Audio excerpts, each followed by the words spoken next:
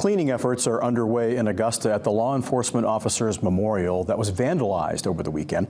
Police say it happened early Sunday morning. The granite panels of the memorial are dedicated to fallen members of Maine law enforcement. A $1,000 reward has been offered for information leading to the arrest and prosecution of those responsible.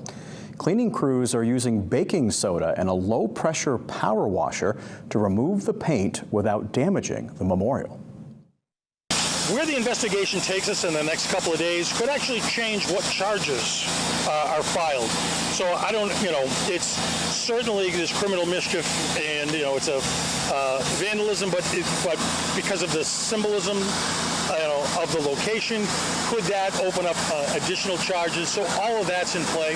So I think once the detectives finish up their work and we're able to introduce this to the court system, we'll see, exactly how that plays out.